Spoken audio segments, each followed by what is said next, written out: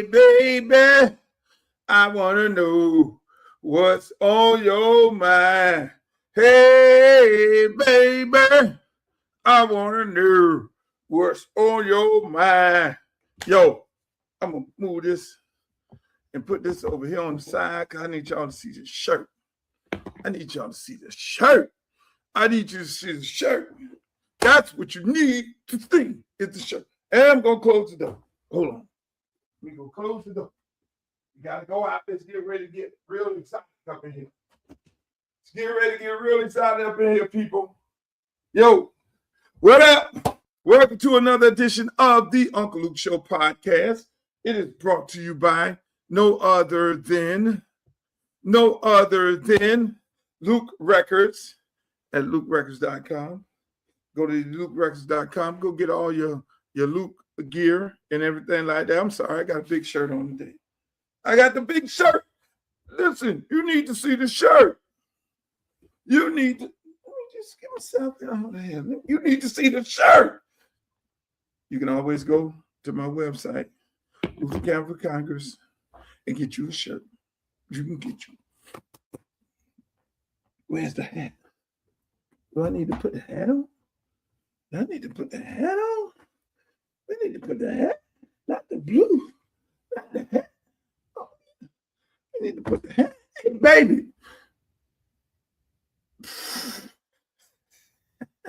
I just love the people I'm running against because they don't look like this. What up, y'all? What's up, baby? Let me get the brim right. Let me get it right. Talk to me. This shit looks good. We are gonna win, no matter what. We gonna win, no matter what. Yes, sir, baby. I want to welcome you all to the Luke Show podcast. We are brought to you by Luke Records and lukerecords.com. And as you can see, I got in the corner up here. I got in the corner right there. I got your logo right there. And we going to have us a good time. Look here, man. It's all about the campaign. We're official now. We're official. We are officially qualified to run for Congress. It was official last week. It was official, baby. So this thing is on and popping. Haters are out there. They are some kind of way out there. They ain't playing. Them haters ain't playing. I'm like, make the brim go down like that. Them haters ain't playing. Haters go hate. Haters go hate. But hey, look here. They can do what they gotta do. It's all good. But if you're on YouTube, thank you for being on here. I love you all. Thank you for being on here. If you are on my Twitter, Uncle Luke Real One on X, the most horriblest platform in mankind. The horriblest platform in mankind. If you are on X, listen, I understand. I had 89,000 followers for the last 10 years. It don't go up and it don't go down. So we already know what Elon Musk got going on over there. Hey, look, it is what it is. Fine X. Hey, shouts out to everybody that's on Instagram right now. Yo, y'all are here. Instagram, I want to thank you guys for joining us right here. I know y'all look for TNA. It's not that kind of show. Y'all come in, be like 10,000 people come in. Oh, we want to see what's going on. And there's no TNA. Okay, we're gone. There's no BBLs. Okay, we're gone. There's no controversy. We're gone. Instagram sucks too. Now, for all my good folks on Facebook, I got to have Facebook. I got to have Facebook. How about all y'all good people over there on Facebook? I love y'all. Thank you for joining us. Uncle Luke. Make sure if you want to go follow me on Facebook, go to my fan page. That's Uncle Luke fan page. Follow me. It's another like 500,000 people over there. Go over there and enjoy yourself and follow me. And then also over there on YouTube. All my good people over there on YouTube. I love y'all. Thank you for joining us. And this is what we do. We do it Monday, Wednesday, and Friday. As you know, I'm running for office. So I'm all out and about and going doing meetings. I'm coming back. I got to knock on doors. I should be knocking on doors right now. I'm not going to be on here 5 o'clock because I got to knock on doors. I got to knock on the doors. Hello, Miss Gladys. Hello, this is Luther Campbell. I'm running for Congress. I pray that somebody don't see my black ass knocking at the door and be like, yo, what you doing at my door, son? That's why I got to go with my shirt on and all my goodies on to let people know that I am running for office. I'm running for Congress. I'm officially qualified. Y'all thought I wasn't going to get qualified, but I am. And I want to say, now that I'm qualified, I need everybody to send $5 on a stroll down there. You see it. LutherCampbellForCongress.com. Go to the website, make a campaign contribution of $5. If you got more to contribute more. It's just that simple. The only reason and the only way we win races, congressional races, local races, state races, federal races, you got to put money into your candidate's campaign. And if you don't put money into your candidate's campaign, then the special interest groups will. Those are people who don't look like us. And when they put the money in the campaign, they expect to get something back. 99.1% of the time, what they want back is the community. They want to suck the community dry of its resources. Like, say, for instance, if you was running for a school board member, they want the milk contract. Do you know what the milk contract is in a school board system, say like Broward County? Probably the 4th largest district in the world. The milk contract is probably a $10 million contract. That is how things work. So somebody that's doing milk, he would then put money into that campaign of that official and end up that official then does what? When his contract comes up, oh, I'm voting for him because he put money into my campaign, and he gets the milk contract. And he goes and live in a big old mansion, and he's sitting there off of your dime because you didn't play the game. And then when the gentrifier comes, the developer who wants to come develop in the neighborhood, he comes and dumps a boatload of money in. He tell his cement guy, he tell his crane guy, he tell his plaster guy, he tell the electrician guy, he tell a plumber guy, he says, we're going to support this particular candidate right here because we're going to get all of the contracts and we are going to gentrify the neighborhood.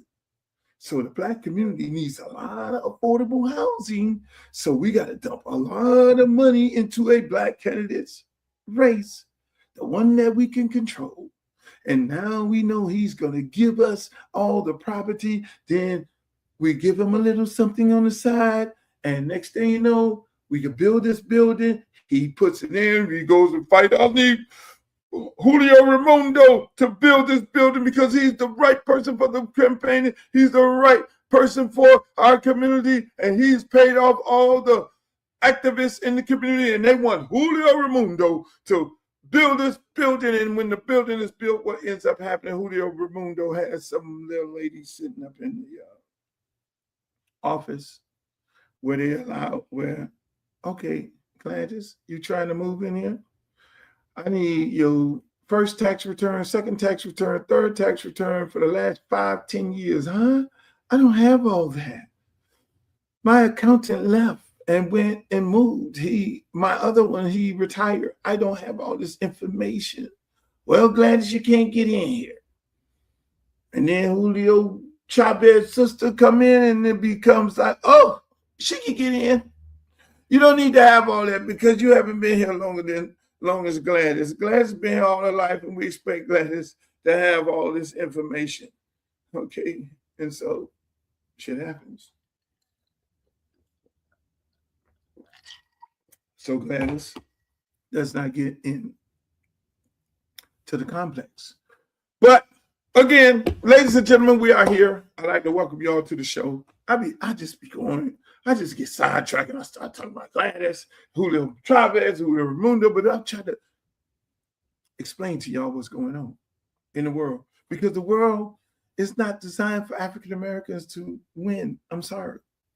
Everything we've accomplished, we got from the bootstrap. When they went to World War II And blacks fought alongside whites. Whites came back, and what did they do? They gave them house and they gave them land. They sent the blacks back into what? Slavery. And so that is the way of the world. That is how things are here today. And so we had to find a way, make our own, and then they had to get involved with what we were doing, whether it was music, sports, entertainment, and find a way that they can reap some of the rewards and some of the profits of us as individuals. So that's what you got, man. That's what you got. But if you're not smart enough to know the game that these people playing, then you'll be lost in the sauce. You'll be working for somebody forever. You see streeters calling me right now. I got to text him, say, I'm on now. You know, these people are so late. They just don't understand. But again, ladies and gentlemen, I thank you guys for being on the show right now and here. Like I said, we're going to try to do it on time every Monday, Wednesday, and Friday, but I don't think I'm going to be able to do it on in the afternoon, but I'll have the show rebroadcast at 5 o'clock on those days, because early I have to go, and 4 p.m. to 7 p.m. I got to go knock on doors. I got to make calls. I'm doing the old school way. Everybody is sending AI people. No, I'm getting on the phone. Hello, this is Luther Campbell. Hi, I'm running for Congress. I need your support. I need your vote. I need you to, vote for me. These are some of the things that we're gonna do. We're gonna attack this affordable housing issue. We're gonna bring some jobs back into the community, the infrastructure. We're gonna expand the port. Hey, listen, it's funny, right?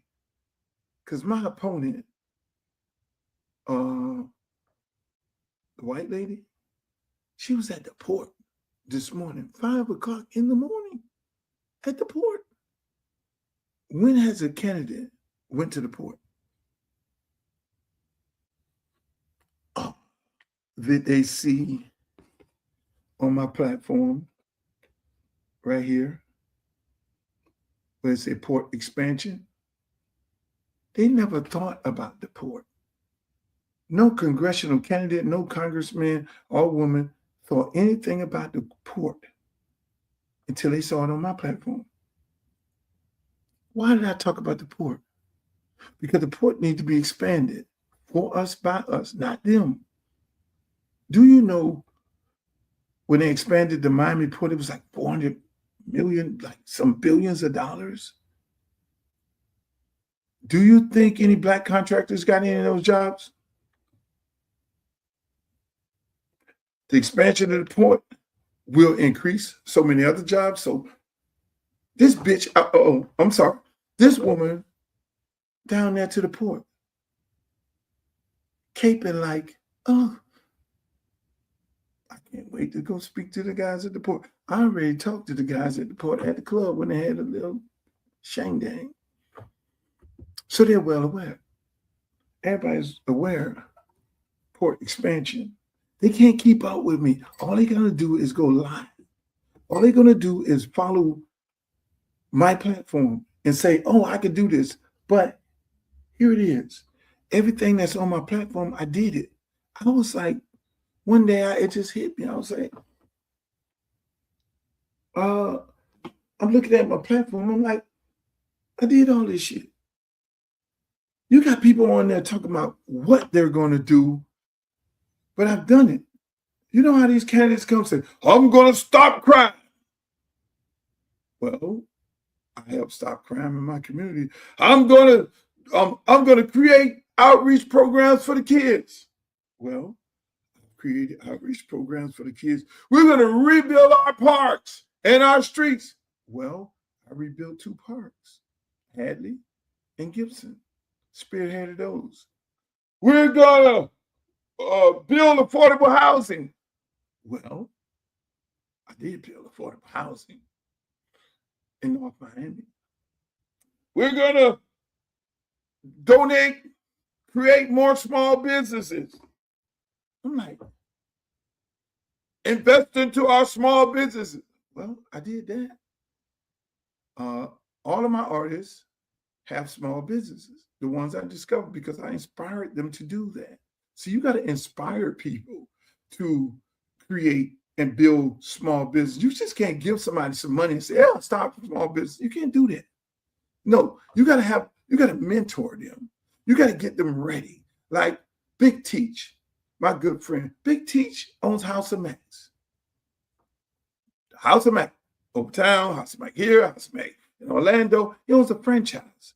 Big Teach was a guy in my office handing out same thing like this, flyers, promotional flyers. And I took Big Teach and I said, Big Teach, go with Pitbull. Pitbull take Big Teach with you. He's going to watch your back and help manage you. And Big Teach went on the road and helped manage Pitbull for many, many years until he made enough money. And then Big Teach said, look, I don't want to be on the road all my life. I want to start my own business. That's what inspire us to do. See, inspire people not to retire at Luke Records or Luke Films, but to come here, get all the knowledge from me, and they go open their own company. I don't even fuck about it retiring here, getting a retirement check. I ain't getting a retirement check. I tell them in a minute. No, you are here to suck up all the knowledge from me and go and own your own. So you have to, in order for you to be able to say, I am for small business growth, you got to know, you got to be a small business owner. Hello? Anybody in this race a small business owner other than me? Successful? Several? You got to be able to know it, and you got to be able to have inspired others.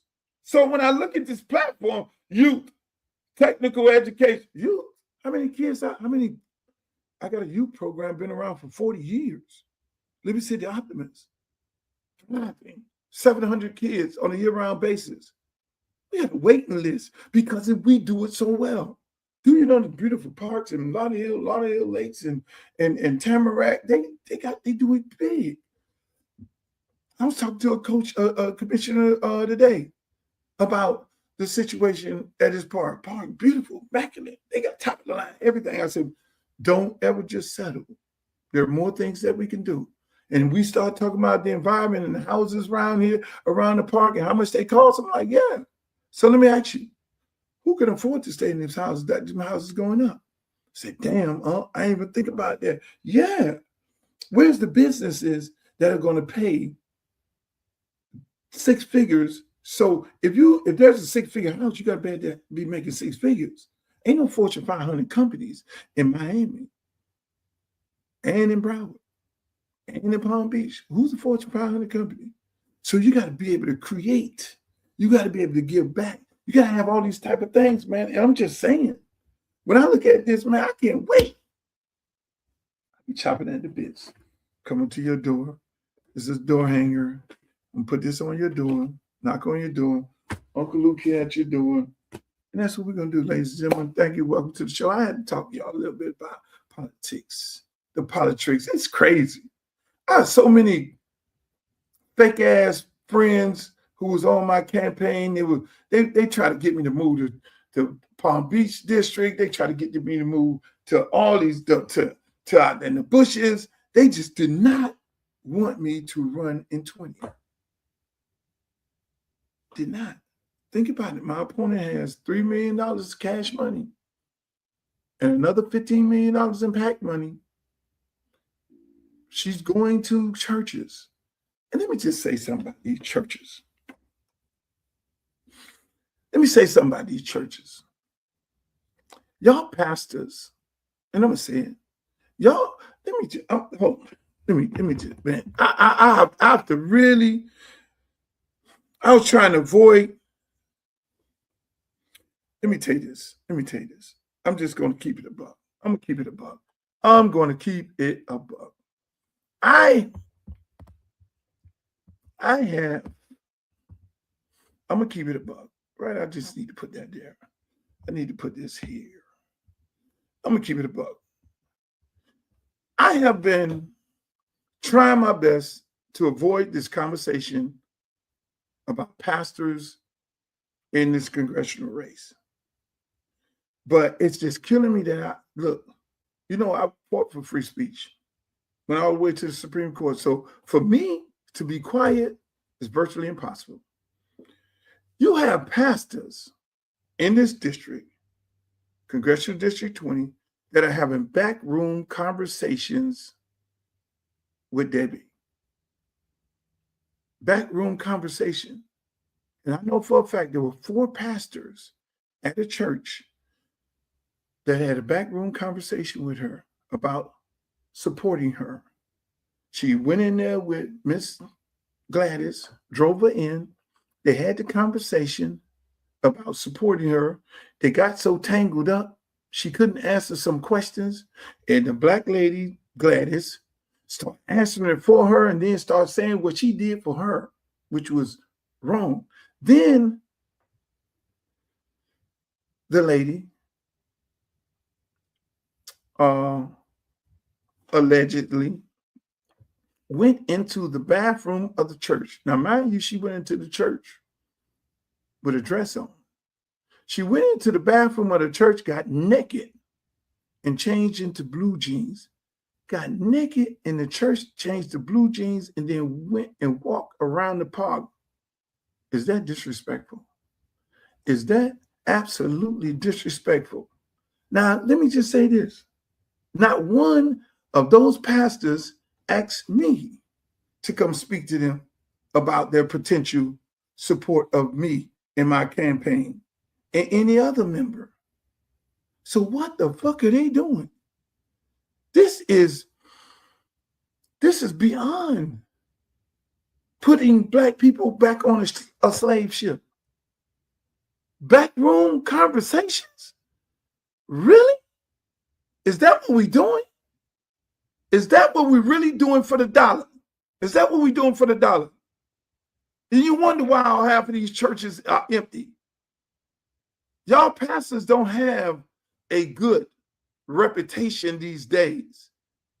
You are getting ready to try and sell off your community to this white woman. I'm going to keep it a buck. We selling off the community? Is that what we doing? A backroom conversation with a backroom deal at a church when you did not invite nobody else. Do I have a call of a 4-pastor meeting so I can then have a conversation about my platform so the pastor can determine whether or not he wants to support my campaign, her campaign, any one of other campaigns? No. You have a fiduciary duty, pastors, to your constituents. It's not about you. And that's the problem with having these damn pastors around here right now. They think it's about them. They so bigger than the church.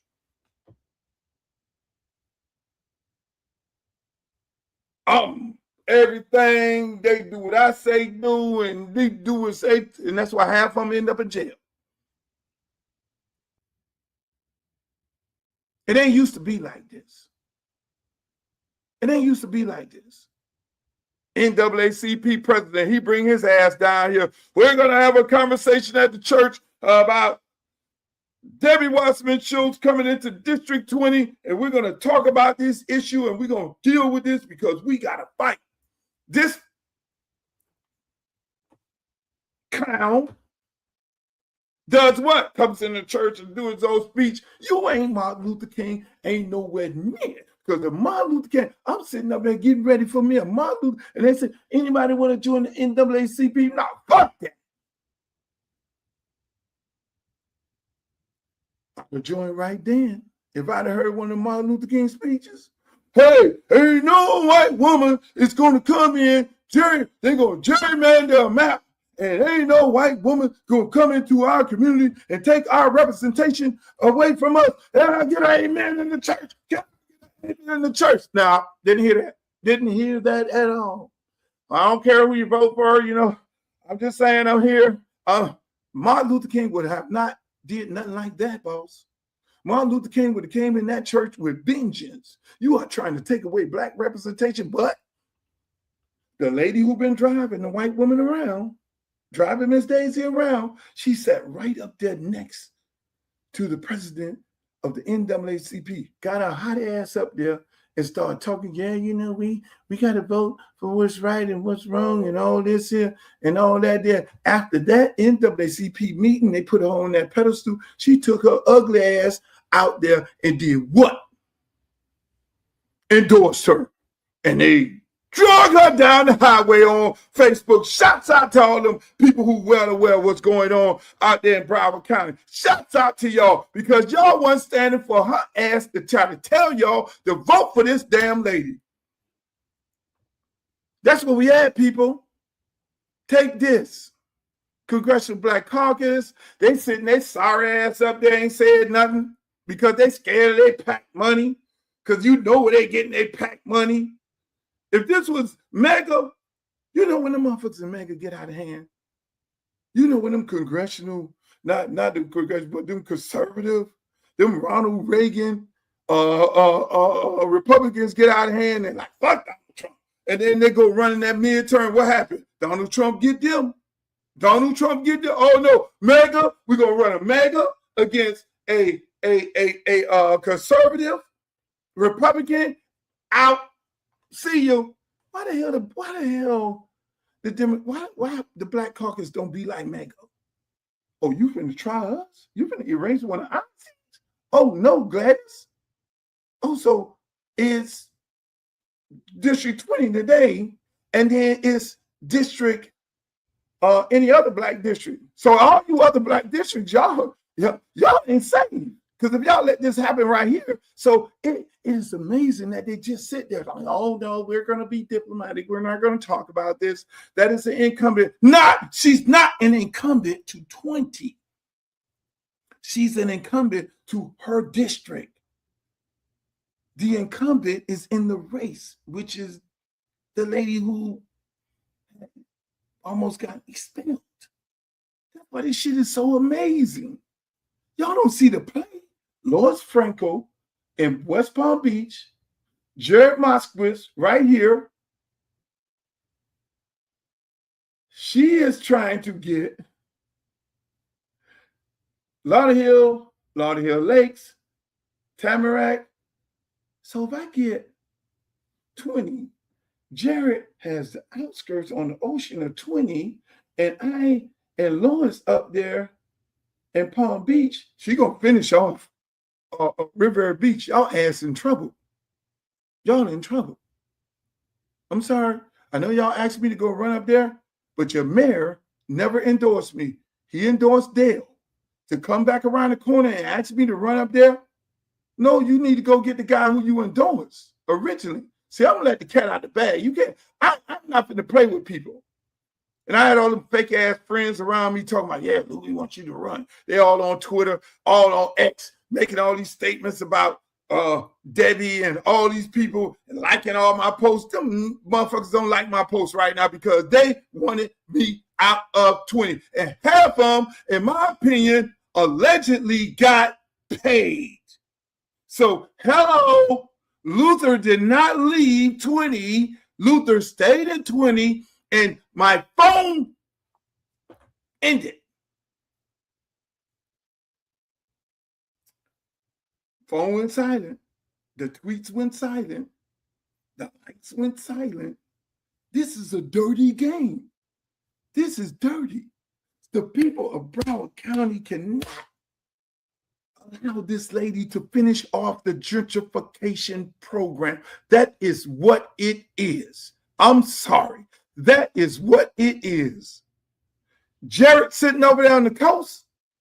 She's going to then finish gentrifying Broward, the black community.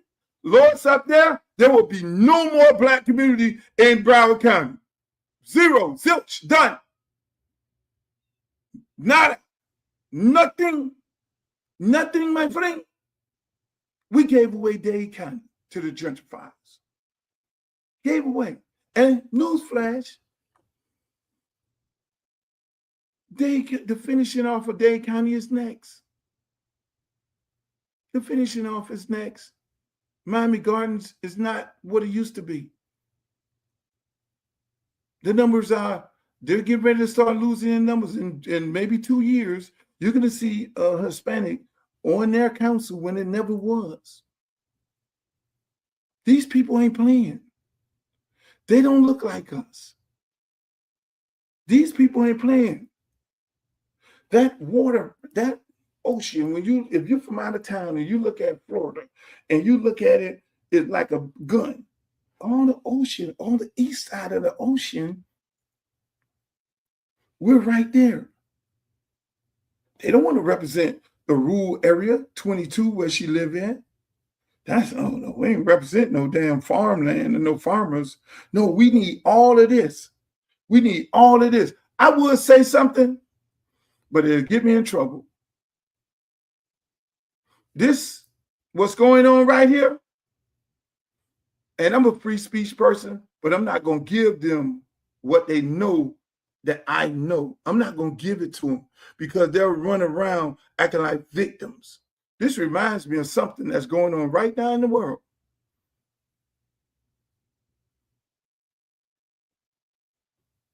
And who are we? Who are black people?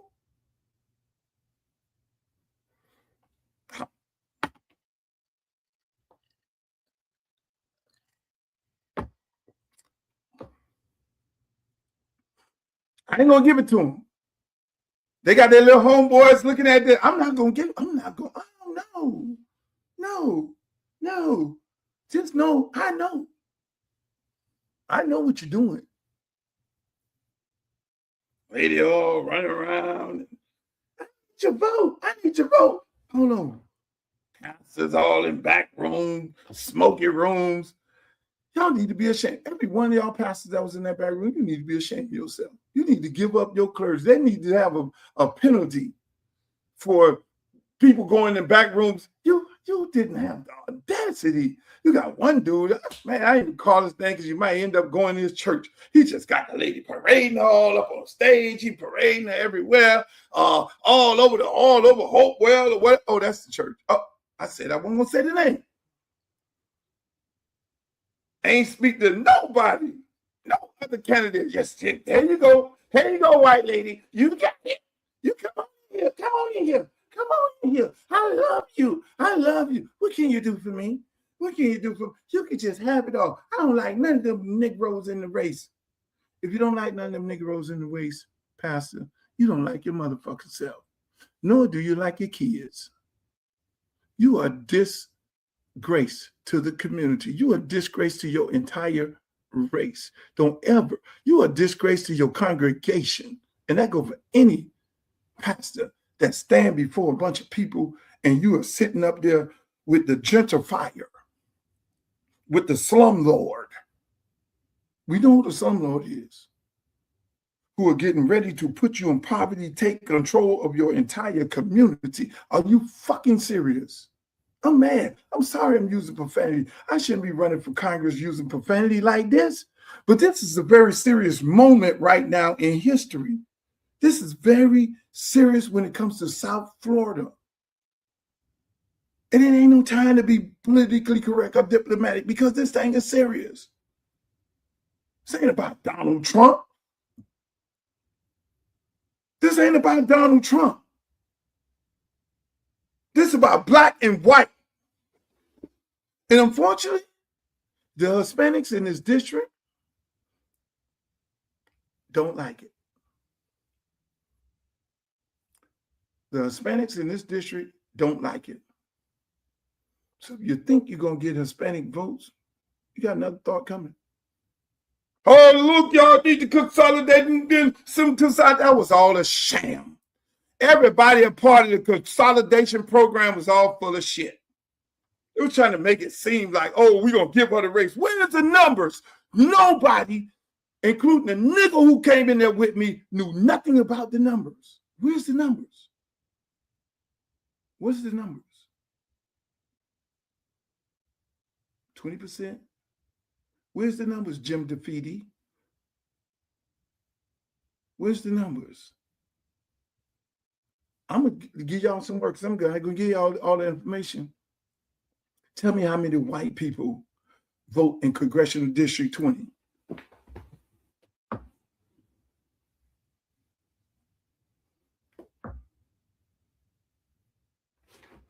Tell me how many white people voted Congressional District 20.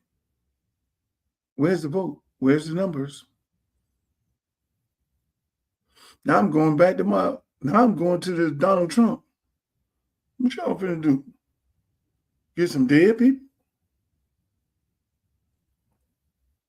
Look it up. It's 20% whites, but everybody don't vote. It's not that big of numbers. It's not that big of numbers.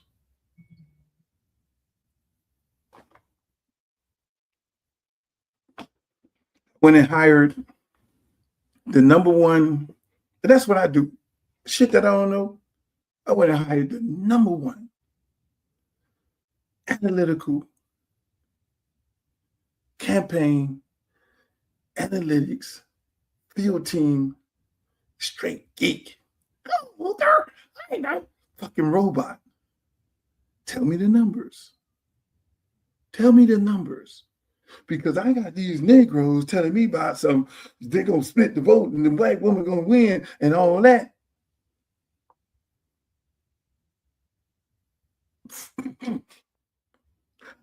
I look at a whole bunch of people, it's like, oh, y'all was getting paid. Why did I even waste my gas going to these places? Why did I waste my gas? This thing is serious, Joe. People serious.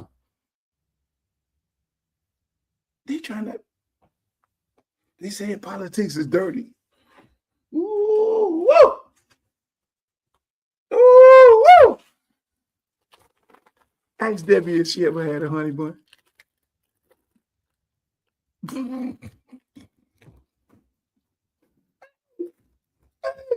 Hey, the lady at the barbecue stand. The lady at the barbecue stand. The people called me from the barbecue stand. I said, get that bitch a rib sandwich. I think to stop saying that. Get a lady a rib sandwich. Why my head crooked? Give her a rib sandwich. Let's see that. Let's see if you really want to vote. Debbie Wasserman Schultz. Let's see if you really want to vote.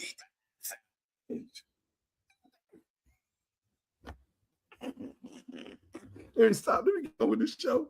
Let me get on with the show. We got a really big show. I'm having too much fun. This shit is real funny, man.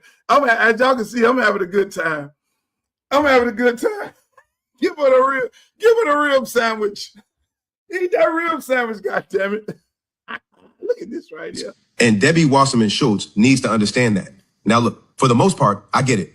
We need to stop the Trump administration. Democrats are still the most powerful vehicle we have to fight back. I'm not one of these people pretending both parties are exactly the same. They are not. But with friends like these, who needs enemies? Because Republicans attack black political power from the outside. We can see them coming. They got the jerseys on. They got the hats on. They're doing interviews talking about election integrity with a straight face.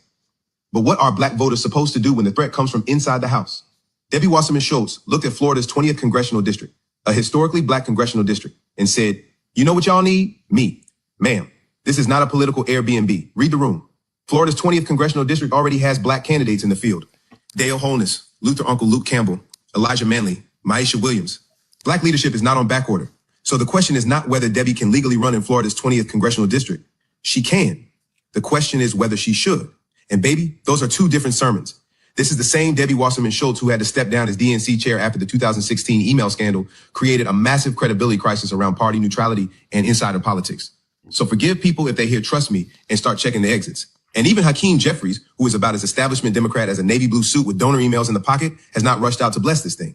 That tells you something. If even the establishment is pausing, black voters are not crazy for saying, hold up, whose seat is this supposed to be? And here's the bigger warning for Democrats. Debbie is showing every Democrat what not to do because black voters are becoming more wary of wearing the Superman cape every election day. Every cycle, here comes the distress signal. Democracy is in danger. The courts are in danger. Civil rights are in danger. Healthcare is in danger. And black voters put on the cape and save everybody again and again and again. But eventually Superman starts asking why nobody else brought a cape. A D next to your name does not automatically mean black interests are safe in your hands. A blue campaign sign does not mean you understand black communities. And being against Republicans does not give you permission to treat black political power like an available parking space. If Republicans attack black representation from the outside, Democrats cannot exploit that damage from the inside. That is not representation. That is musical chairs. And black voters pay for the chairs. Debbie Wasserman Schultz should sit this one out. because Florida's 20th congressional district is not her emergency exit. It is somebody's home. And if you are feeling my content, like, share, and subscribe. And if you want to support the work, Cash App. I had to eat a honey bun.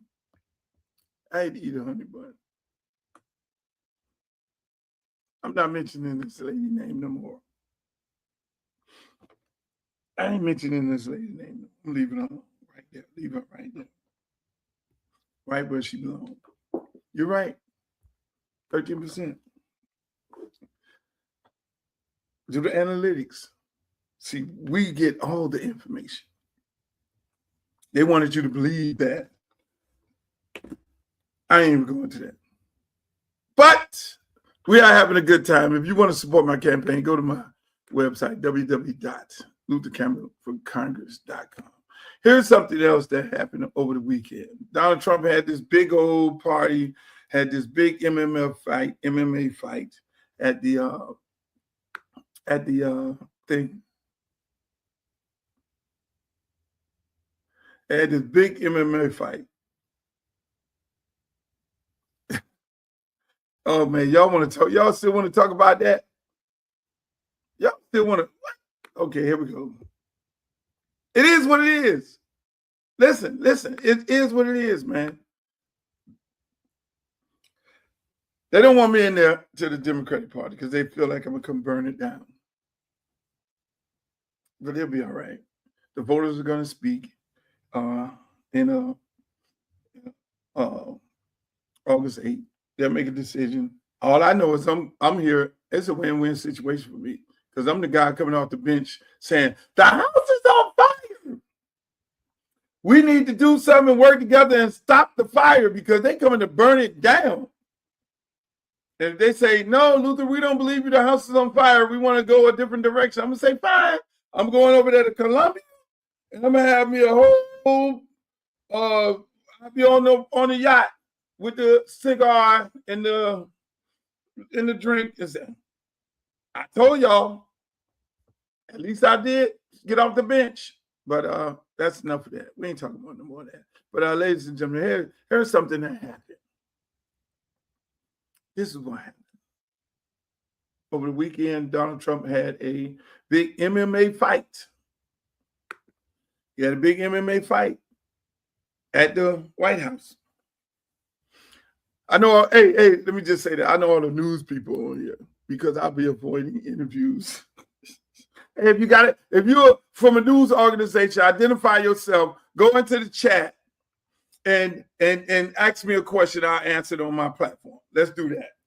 Because y'all, so it'll be recorded because when you say something, then they twist the shit around and we're gonna document it. That's what I'm gonna do. From here on out, all interviews will be conducted on my platform. You go into the chat if you're a reporter and you can ask me a question and I will answer the question so it'll be well documented. So when you try to twist up the truth, because you know that's what y'all do, because have y'all on the take, then the public will be like, no, that's BS. Luke didn't say it like that. Let me get the brim right. I gotta get it right. I gotta look good for the haters. Let me look good. There we go. Yeah, that's what we're doing. So Donald Trump had this big old fight. Now, everybody wanted to complain about him having this big fight, this MMA fight, or whatever it is going on at the White House. Well, let me just say this here. It's people are hurting. We got a big old war, people losing their lives and all that. I don't think it's time for a fight, but he can do what he wants to do. He's the president. He can do what he wanted to do. He's the president. I mean, hell, Obama had all the brothers up in there. I'm still mad right now. They invite me to go perform there. Carmen and all the rest of the dudes up in there performing and everything at the White House. They had all the brothers and shit in there, and they had a ball. So if he want to have all his MMA friends up in there and put the fight in the Rose Garden or whatever they got it there, that's on him. If one do it, the other one can do it. If that's what's going on. But I did have a problem with the dudes dressing up in the Oval Office. That was creepy. Motherfucker at the Oval Office with the Oval cadets sitting there and he up in there warming up in there. Huh? That's disrespectful. That was disrespectful. They should have had to fight, but they shouldn't have been walking around the White House like that. Okay, you could have had a fight. It's your right to do with your entertainment. You know, Obama had the brothers coming in playing basketball, but to walk through, to be warming up in the Oval Office, that fucked me up. That was a little problem for me. I'm gonna keep it 100. It's like, bro, put these dudes in some Winnebaggers outside and bring them over and bring them into the ring, not in the Oval. You just warming up in the Oval Office. They got the camera in there. You walking through the White House like it's a piece of trash. What you trying to do, Donald? What you trying to do? That ain't no place for them. That's a high level place. You're talking about a 8-star building.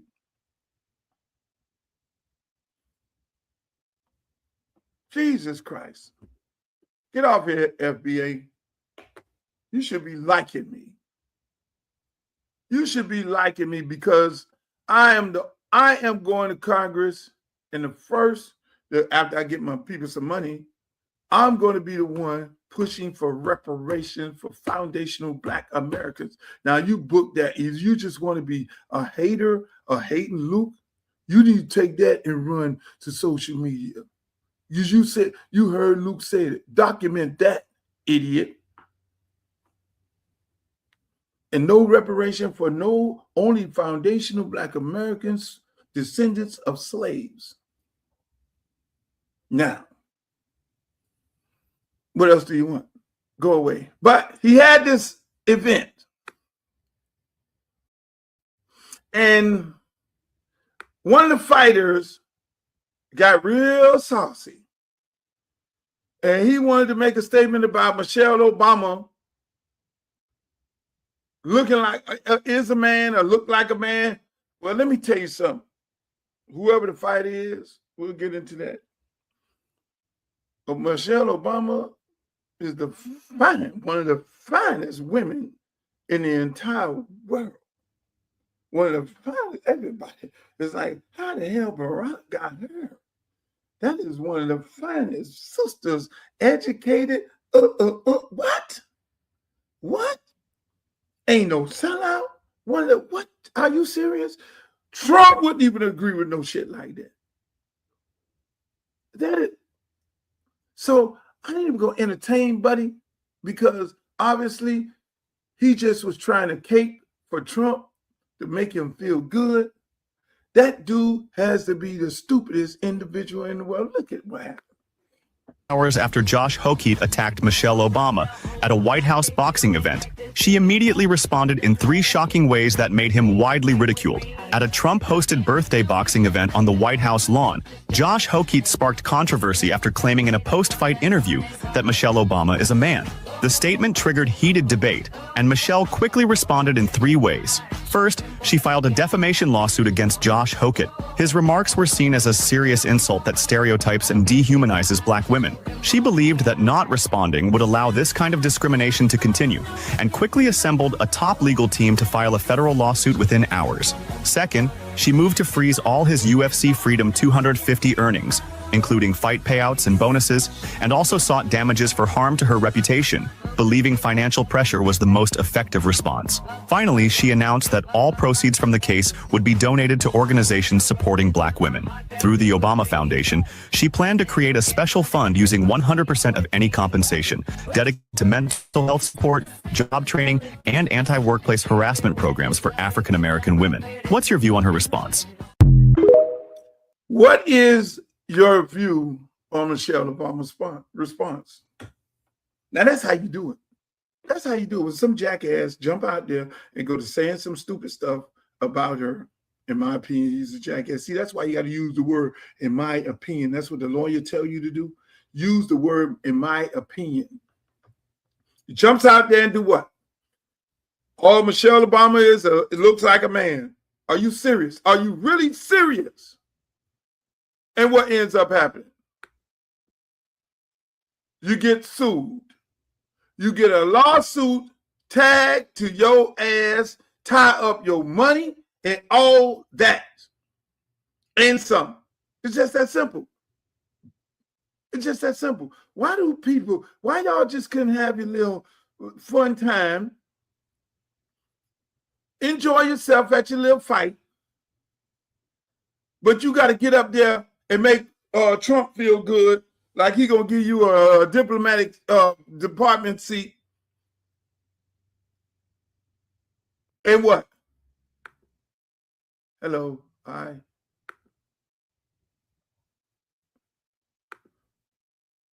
Where's she at? Where's my friend at? Where's my friend? Where did she go? Jesus Christ. Ladies and gentlemen, I got Streeter coming up here. Footballville. If he can ever get his camera right. He's on having technical difficulties. But why would you get up there? Yes, I agree. Michelle Obama is one of the most intelligent women in the world. She's the woman that we wish we all could have. I'm sorry. That's a beautiful black woman. She can go through a lot of stuff. She's standing on solid ground. She ain't no fake. She ain't no phony. She can relate to everybody, and she cares about everybody. White kids, black kids, you name it. This sister is the best of all. So when some guy how could you just, where did he get that from? Why would you just come out the mouth like that? That makes no sense. I mean, what is this the world that we're living in right now, where it's just so toxic that a certain group of listen, man, I know the racists, the Aryan nations, the Nazis, the anti-everybody. I know they up right now. They got their guy in the White House, and they up, and they just flexing, and they doing what they do. We didn't do that. And that's what they expected. When Barack Obama became president, they expected us to flex. They expected us to run around acting like, ooh, we all this and we all that. No, we didn't do that. We absolutely didn't do that. They automatically thought that we was bigger and better than everybody else. And then they were all coming out the mouth some kind of way to us about, oh, who y'all think y'all are now because you got the black president. No, we ain't even think like that. So the guy gets on there and say some stupid shit like that. That is crazy. It makes no sense. Why would you do something like that? I don't understand. We just live in some real tough, difficult times right now. I mean, it's us. It's the people. Let me just say this. It's the people versus the government. It is what it is. It's the people versus the government. That is what it is. Because the average person, you work with your friend. You go to your Cuban friend house. I'm going to leave this show right now. I'm going to go to my Cuban friend, Armando at Aficionados. I'm going to go to his cigar bar. I'm going to support him.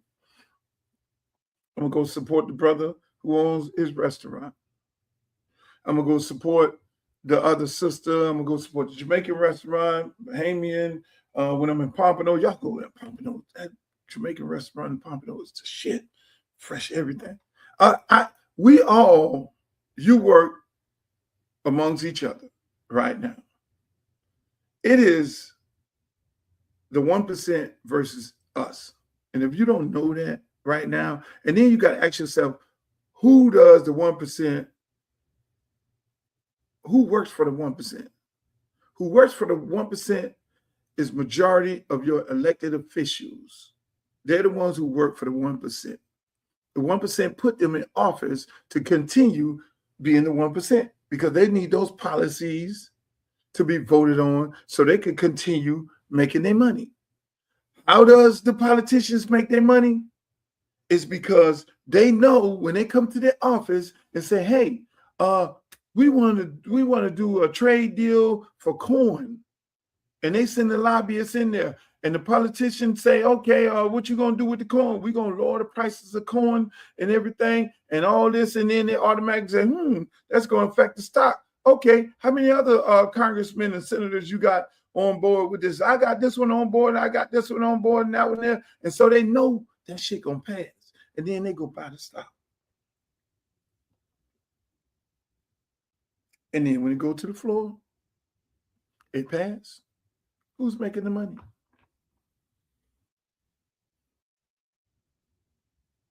The company and the elected official. How does that help you? It don't. Because 9 times out of 10, the price get ran up. All this, all why gas all up? We are the #1 country pumping oil. I'm saying I ain't gonna get into all the technical ways. We're the #1. We got plenty of oil. We got a reserve out of this world. We got all the money. It's all a big scam. Oh yeah. Oh, we're in a war. That shit is all a big scam. You think that what's happening over there is should be affecting our gas prices when we're #1 in pumping oil? Really? We just hijacked Venezuela shit. It's people. Everybody is that agrees their pockets. That's all it is. It's a big pocket grease game going on. Everybody's trying to get money. I'm just saying. Y'all have to, I know it's difficult for you guys to keep up with what's going on in the world, but you need to pay attention.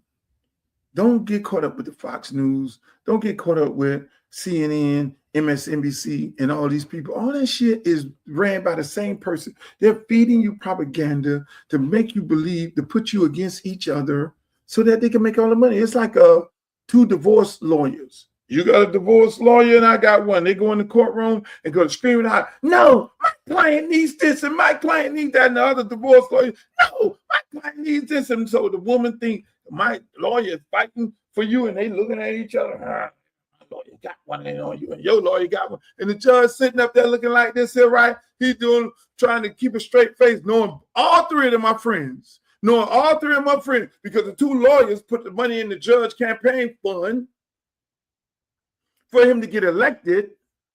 Those 2 sitting there putting on a show for the 2 clients so they can continue building your ass. And that is how politics works. So when people like myself come out there talking about, oh, I want to run some businessman who really want to do the right thing for the community and all that, oh, hell no. Well, he ain't got no experience. You right. I ain't got no experience in stealing money. I don't. I ain't got no experience in stealing money and taking advantage of the people of this country. No, I don't. No, I don't have that experience. Oh, hell no. I got experience in everything else. And making sure our people eat. That's what I do have. So I don't know. No. They say, oh, it's politics. You got to know how to be a politician. Politician? Lie? One thing I know about a politician and a lawyer, they're liars. Lawmakers. Liars. Tell the public what you want to tell them. Cut the deals. How did y'all like the NBA Finals, ladies and gentlemen? Did you enjoy the NBA Finals? Tell me, did you enjoy the NBA Finals? I'm going to tell you like this. I enjoyed every minute of it. Can I pull up this picture here? Shit, I can't pull up a picture. 6 hours after Josh Hokeet attacked Michelle. Hold on. That's what I want right there. That is what I want. That is who I want right there on the screen. That is who I want right there on the screen. World Wide Wes. My friend. That is my good friend. That is my good friend right there. One of my best friends. World Wide Wes. That guy right there. You see him right there? Where all the Hurricane fans in there? Put the U up. Put a U up in the chat. That guy right there. I love him so much. All those Calipari teams, he built them. Whether it was Memphis, Kentucky, wherever Calipari went, he is single-handedly built those winning teams. It wasn't no Calipari. Calipari was just coach. That guy right there on this screen right there, Worldwide Wes. You heard the song? Well, I'm hanging out with Worldwide Wes, and we creating a worldwide mess. Y'all heard him on the song? You heard him on Jay-Z's song? You heard him on Drake's song? That guy right there, Worldwide Wes, he was the guy responsible for putting that whole LeBron James group together. He is the guy behind Michael Jordan, that whole Nike and all that shit going on. That guy right there. Look at any picture of the University of Miami winning a national championship.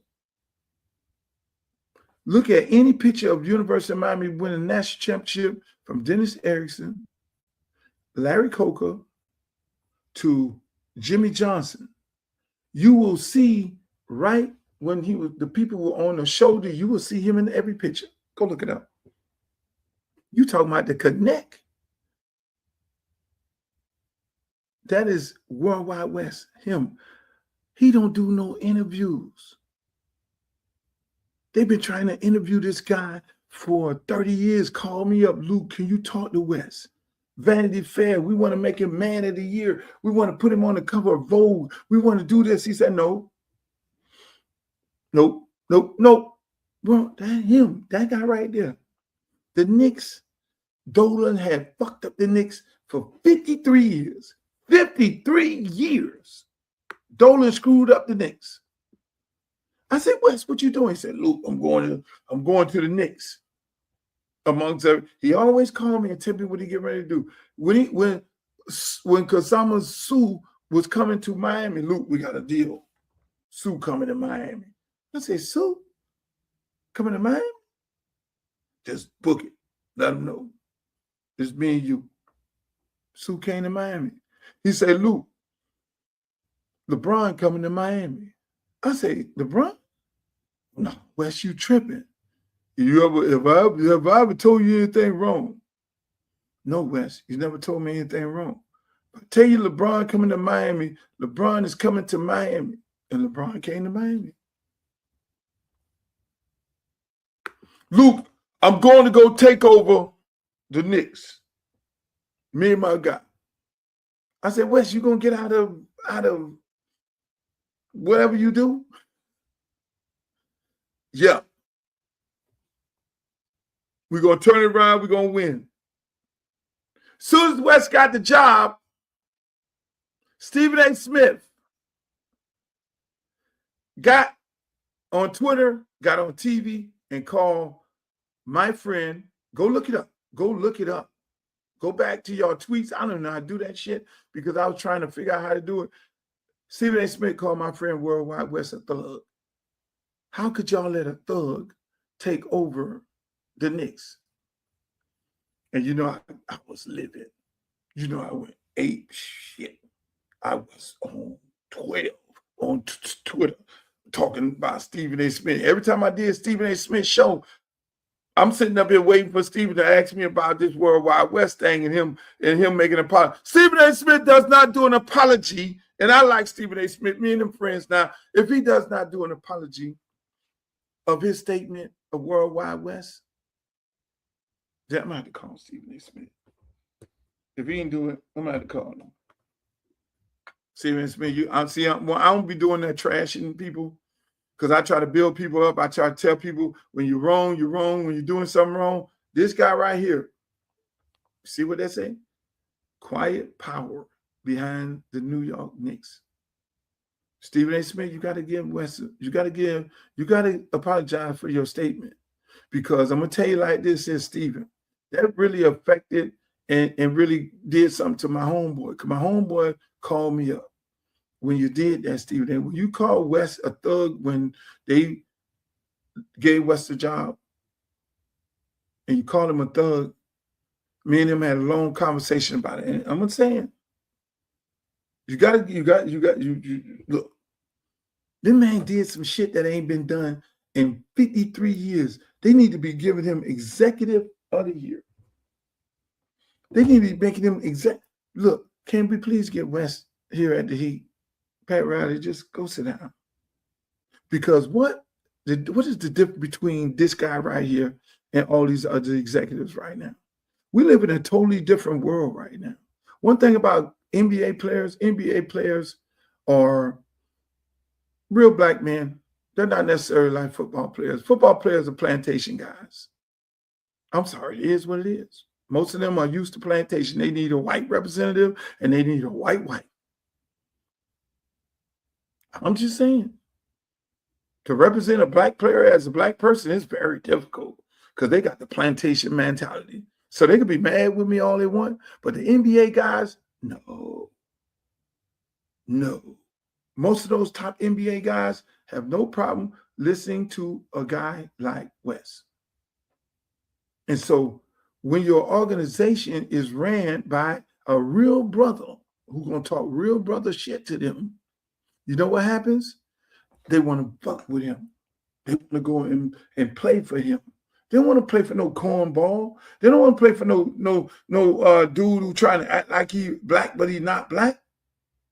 And that is why Wes is so successful everywhere he go, because he deals with those kind of guys. Speaking of one of those type of guys, ladies and gentlemen, there's no other than the one and only Streeter from Footballville, Mario Cristobal's favorite reporter, the guy who Mario will not do an interview with for whatever reason. I don't know why. Mario don't love him, but we love him right here on the Uncle Luke Show. Streeter, how you doing? You say you don't know why he don't love me. Oh, what you dressed up for? You dressed up for the show? I heard you say, what is this? I heard you say the pastors was getting put on. Listen, you looking like an executive. You look, what the hold on? I heard you say the pastors was getting put on. So I came as one. Why sign up at? I heard you say I went in on the pastors earlier because the pastors had a secret meeting with my opponent and did not invite me. Had a secret meeting. They had Miss Daisy driving them and then asking her questions. And Miss Daisy said, no, she supported me. She took me and did this. Only you. So y'all should be supporting. Man, I tell you, this race is something else, Trina. So why sign up? How that work, Luke? How that work? So she get the pastors. How she get the pastors that grew up on Move Something on her side? How that work? Money. In my opinion, money. But these people, Streeter, what these people don't understand, when this lady gentrified, you're not going to have a congregation because your congregation ain't going to afford to live in the neighborhood, therefore afford to go to your church. She's going to take their congregation away. Yeah, because they ain't going to have no place to live. Right. Think about it. I don't understand. I don't understand these pastors. If I'm a pastor at a church, Streeter, I got a whole church full of people that I'm totally responsible for, right? I know everybody. I know all of my members, and I expect my members to pay tithes, right? And so if I'm supporting a candidate, that candidate got to come in and say how you're going to build up my congregation, my members, how they're going to make more money. Work in the workplace, how you're gonna build up their businesses, how how their life is gonna be changed if you're the elected official and the things that you're gonna do. But gentrify, you get ready to get a gentrify that job, and then I gotta have a conversation with everybody. I'll be like, no disrespect, I need to talk to everybody. Mm-hmm. And then we'll make a decision because I got to go tell my congregation, hey, I'm supporting Gladys here. And I had a conversation with everybody. But these dudes right now today, man, it's really about them, man. To be honest with you, it's really about them. And they feel like they have the people so wrapped around their hand that whatever they say without bringing them to the people, they can easily just say, fuck it, we're just going to have a whole forum. We'll bring all the candidates in to my church and we'll let them all talk, and then we'll let our congregation have a vote, and our members have a vote on who we want to support and call it a day. That's how everybody else do. That's how the unions do, which that's a little scammy too. But that's how everybody do.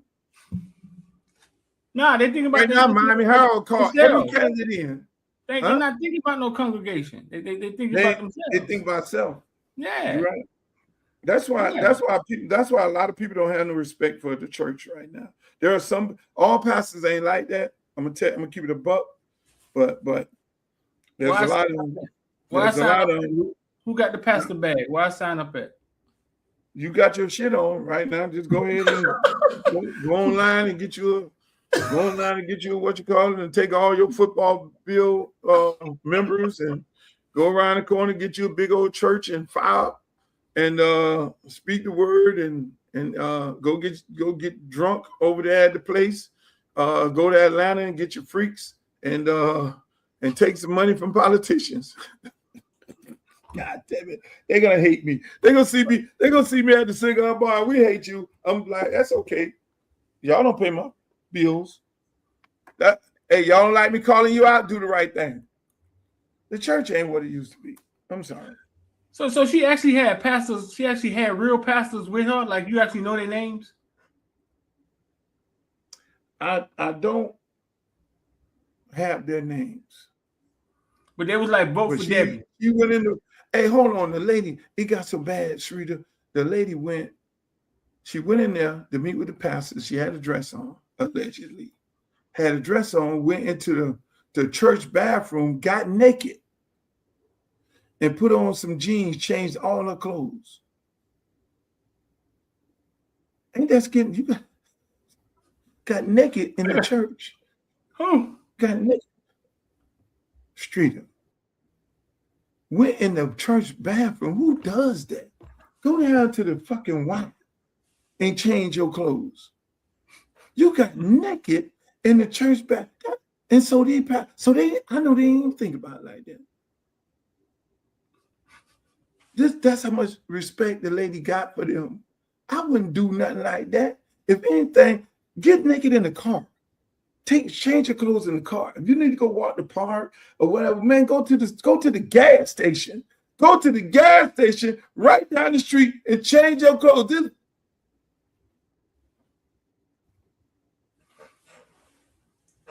I don't know, man. I heard there was a pastor bag out there, so I came as one. What? So I like this look on you. I really like this look on you. Huh? I like this look on you. I heard there was a pastor bag out there, man. So I came as one, man. I heard the pastor was walking around with Debbie, saying vote for Debbie, man. Like I was like, gotta be some money attached to that. Let me go ahead and start Churchville. If you got $3 million in payoff funds, cash, liquid money, and another man, this is crazy. So tell me something, man. What's going on with it? What's going on with University of Miami? I'm so out of touch with what's happening at the U. You busy, man. I don't even know who coming. Only thing got me excited was I saw on Twitter Hippolyte. I don't know who the hell Hippolyte is. I'm happy he come from North Miami. Hippolyte, it just triggered me. Hippolyte, the coach. Is that Hippolyte cousin or something? Oh, I heard there was some kin. The names think to be spelled a little different. I heard there was some kin. I got to check with Hippolyte because I heard that today, actually. He's a kid from NMB, played for Britannia. He plays for Britannia. Britannia quarterback, cornerback, wide receiver, running back. He play everything over there. So he's at North Miami Beach. Mm-hmm. North Miami or North Miami Beach? North Miami Beach. That's how far off I'm lost. North Miami Beach with Britannia. I know Mario's so happy that I'm not in football no more. Him and you busy, dog. Dennis probably happy. Dennis is so happy that he don't have to call me up. Luther. You're making me go to the table. Nah, you busy, dog. I got your back, though. Why haven't Dennis sent me a campaign contribution? Can that be like the first question when they come back in camp. Mario, hey, did you send Uncle Luke a campaign contribution? And they're gonna be like, whoa. I'm asking all the coaches, hey, you, Heatherman, did you send Uncle Luke a campaign contribution? Okay. What's your name? Jason Taylor, did you send Uncle Luke a campaign contribution? Ask me, they gonna support Uncle Luke. That would be interesting. They should just do it on the strength. Max out, Mario. Max out. They're only your friends, Streeter, when they want something for you. Remember that. All of these people are your friends when they want something from you. If you have some players, they'll be dropping bags and all that, which I don't take no bags. They're only your friends if they ask for something from you. If you had some players, they would have been supported. Huh? They would have supported if you had some guys. If I had some players, I was still coaching, boy. Hey, that's what I should have did. Oh, motherfucker, you can't talk to my players unless you make a campaign contribution. That would have been hardcore. And I'd have been going straight to jail. I'd have been going to jail straight before I ever got there. That's why I got clean out of football. So they won't be saying that, oh, Luke only getting this money from these coaches because he got 5-star players and he holding the players hostage to get campaign contributions. Nah, I ain't doing that. So who else did we get? Yeah, that would have been hardcore, bro. Wouldn't that be? You know they'd have said that about. That's what they do about us all the time. That would have been hardcore. They would have said that. They'd have made that up. They really would have made that up. Shouts out to everybody in the chat. Welcome. We got Streeter on here, Footballville. He's everywhere. He's all dressed up. Pastor Streeter, man. Debbie might be watching. Pastor Streeter. Hey, look. And listen, man, she might give you a check because you're on here. hey, Streeter, I need to get you off of there with Luke. You can come over here and I'm gonna give you a bag. That's how half of these people doing. They're going and telling these people, say, yeah, I'm down with Uncle Luke. And they say, well, what you can do? Okay, we're gonna give you a bag. I keep telling them, hey man, stand there, make it eat what they call it. Luke, the Hurricane Mario them down there chanting up in the recruiting on the recruiting field, man. They got 4 5-stars committed, Luke. 4 5-stars? And they might not be done. They got 4 5-stars committed. And they may not be done. They got Dante Wright. They flipped him from Georgia. They got Israel Abrams, a 5-star quarterback, Luke. A 5-star? What we doing a 5-star quarterback? A 5-star quarterback. Got Nick Lanier, Jaden Bryant, all 5 stars. So let me ask you something, Streeter. Are we? See, let me tell you that. Let me just tell you this. The whole NIL argument in Congress is really about University of Miami. That's why I got to get there, because all these SEC coaches, Nick Saban, all these other ones, Kirby Smart, all these people, the commissioner of the SEC and all them, it's really all about Miami. You do know that. They want to put a cap on this because they can't keep up with the spending of the University of Miami. They don't know how in the hell University of Miami is doing it, because they don't have 100,000 people in the stands. They are not a part of a SEC $1 billion TV deal. They don't know how they're doing it.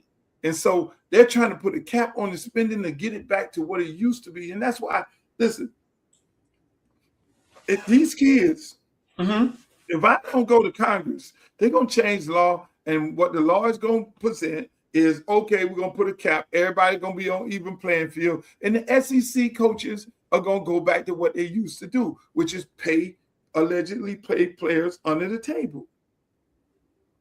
Listen, just imagine I'm up there on the committee and they're sitting up there and I get to ask these coaches questions about NIL.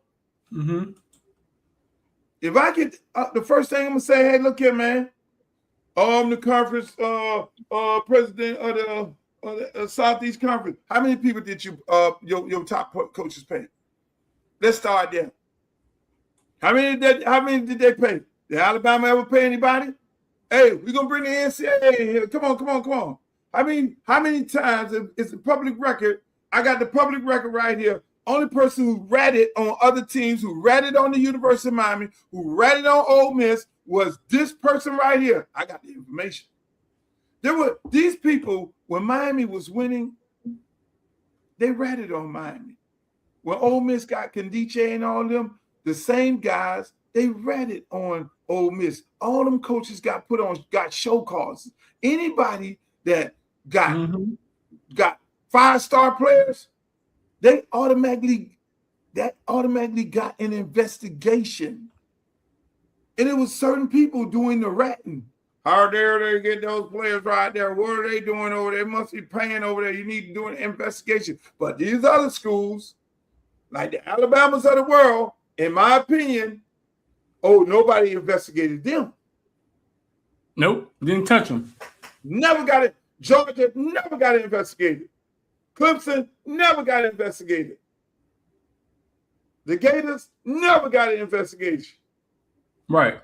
And mind you, keep in mind, I coached for over 20 years. So I know where the body's buried at. You put me on that goddamn podium, Streeter, you put me on that podium. If they elect me and I go to Congress, because they can't find me on no books. There were teams that tried to give me money. We go in the form of $10,000 and $20,000, Streeter, to go speak at camps. I said, $10,000, $20,000, me? I'm just a linebacker coach. I'm just a defensive coordinator. Y'all want me? No, hell no. Now they won't want to see you. They won't want to see you coming. They would not Streeter because I would be like, they would want to see you coming. I'd be like, Coach, didn't you offer me $20,000 to speak at your camp? And I wasn't even fucking a defensive coordinator for 5 minutes. What the hell do I know? What do I know? Look, I don't, you know me, I don't toot my own horn. So I'm not like the average coach around here. Oh yeah, I won national championships in Pop Warner. Oh yeah, I'm a heavy defensive coach. Man, I wasn't even a defensive coordinator for 5 minutes, and they telling me come speak at the camp, and we're gonna give you $10,000, $20,000.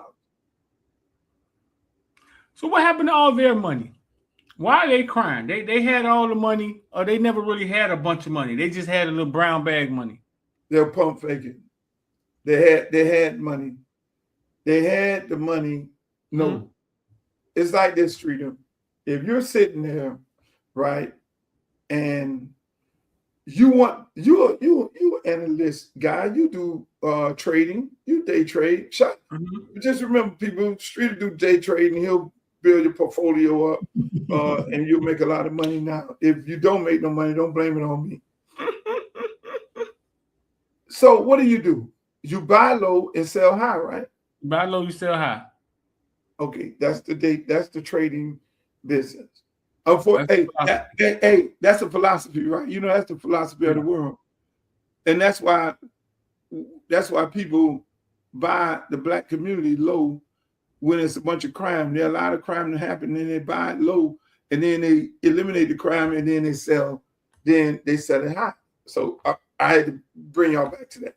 But if you create a market that you control, okay, we're gonna speak in stock terms. If you create a market that you control, and you say this market is right here, we're spending at this amount of money right here, because now, and we have the rules where nobody can spend, but we have the rules where we're spending and we don't have to worry about getting ratted on.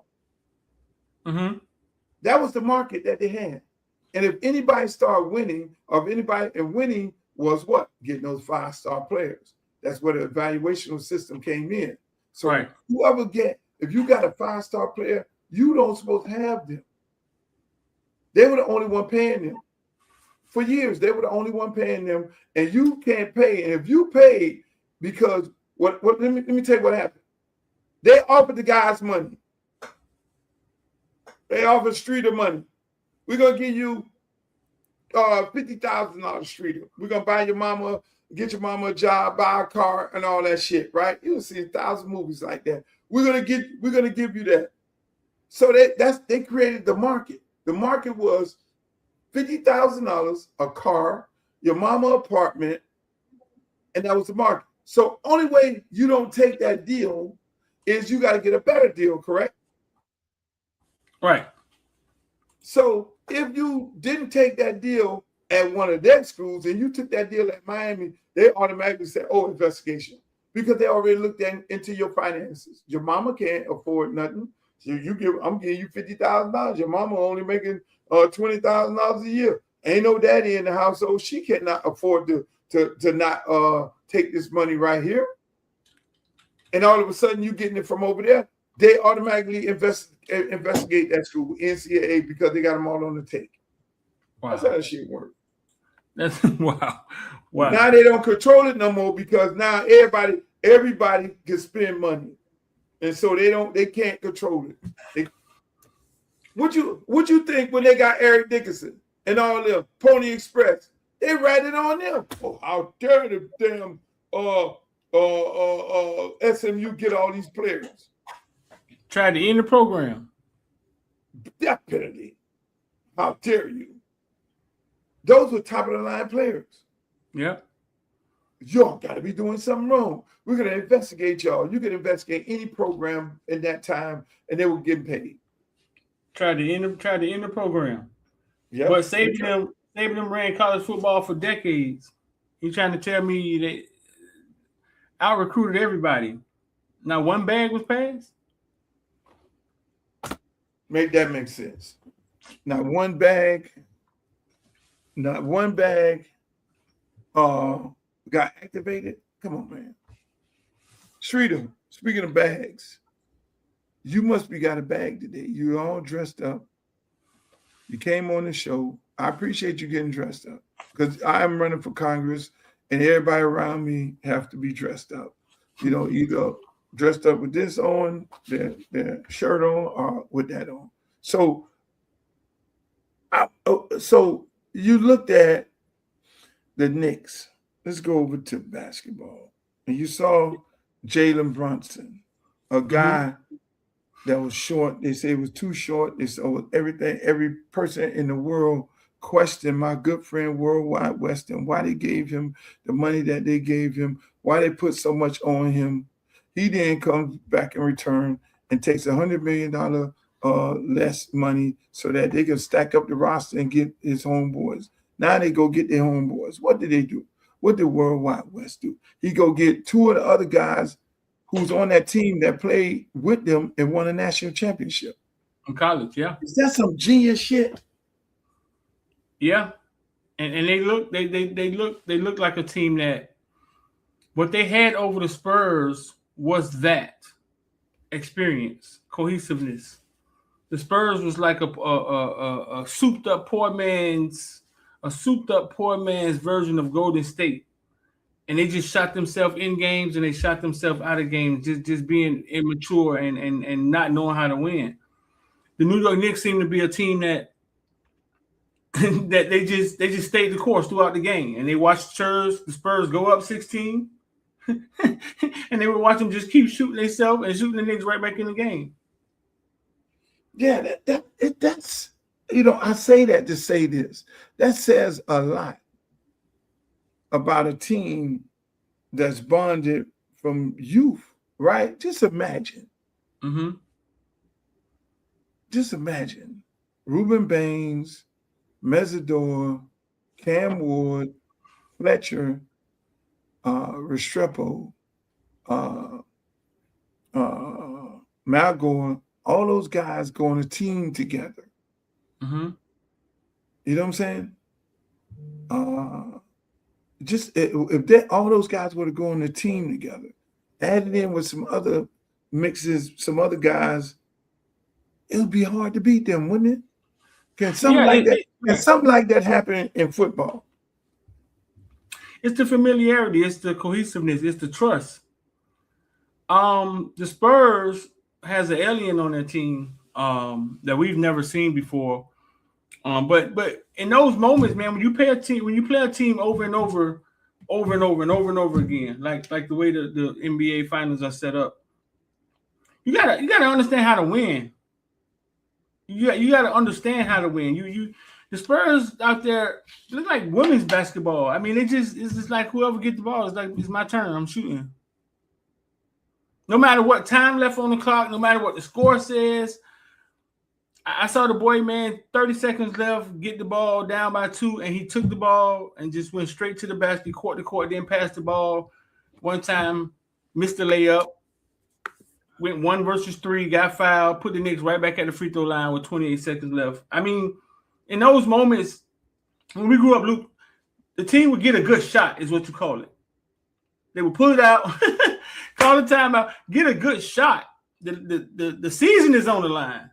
The trophy on the line. They're just young. The Unicorn had the last shot in 2 games. The Unicorn lost 3 games by itself. That pass,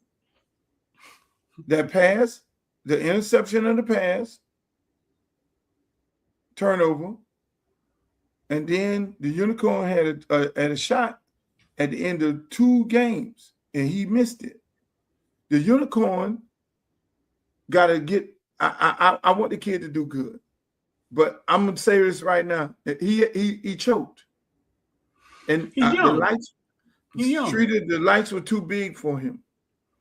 I wouldn't say that, Luke. Man, he has some 40-point games in that series. That's fine. Shaq pointed out years ago that I didn't realize, I didn't think about how he said how hard it is for the number one, the guy who got the green light. The guy who got the green light should average 36 points. That's 8 points a quarter. If you got a green light, if you're the number one, you average 8 points a quarter. But I'm just saying, he's going to going to the NBA Finals for the first time. Yeah, he will admit he choked because there were 2 games that he got to the free throw line, he missed free throws. And then 3 games, he had the last shot, and he didn't knock it down. Now, in the OKC game tournament, he knocked those shots down. They won.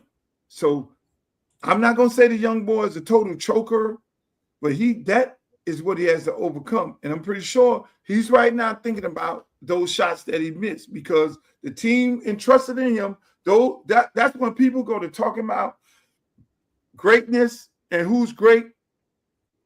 That's why people like you go to try and compare Michael Jordan to all these slaps around the country.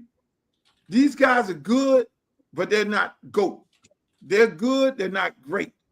Greatness in those moments knocks down those shots. I'm sorry. Michael Jordan would knock that shit down. Kobe Bryant would knock that shit down for the money. In those moments, some of your homeboys, they'll do right here. They'll do like this. Your homeboys, you got it. No, you finished? We just got to keep listening to you talk. You finished? I'm done. You got it. You got the floor. Michael Jordan came in the league 1984. What year do you think Michael Jordan made it to the NBA Finals, Luke? I don't know. You got it. Michael Jordan came in the league in 1984. Did not see an NBA Finals until 1991. There's different times, boss. Get it. Listen. Get a kid. Different times. You can't compare Michael Jordan to right now. You can't compare those times to right now. These dudes right now could not. Get a kid some time to grow, man. Give him some time to grow.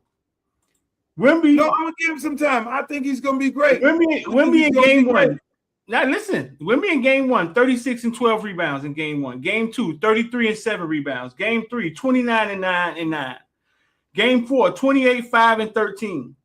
Game 5, he was 30, 10 and 5. It's only his 3rd year in the league. He averaged 31 points in the finals, 8 rebounds and 9 assists, Luke. He shot 55% from the field. But for the money. He show up for the money. Give him some time. Hey, It's like a Streeter. It's like a woman. You wine and dine her. You take her, go get her a Birkin bag. You go get some red bottoms. You get all that beautiful stuff. You have carbones, and y'all eat good, and you're drinking that 1991 or whatever the hell they called it, 51 drink, and y'all sitting there lathered up, and then now you get to the bedroom, and did you show up in the bedroom? He showed up. I just told you he showed up. He averaged 31. No, he showed up with all the carbone and the chopping and all that. But when it was time to show up for the money, no show. Speaking of the money, man, where the pastor money at? Where the pastor bag at, man? Pastor's on. They'll be the only one with the pastor bag because I came as a pastor, man. I came as half a pastor. I came as half a pastor today, Luke. Just half a pastor. I like this shit. I like the outfit.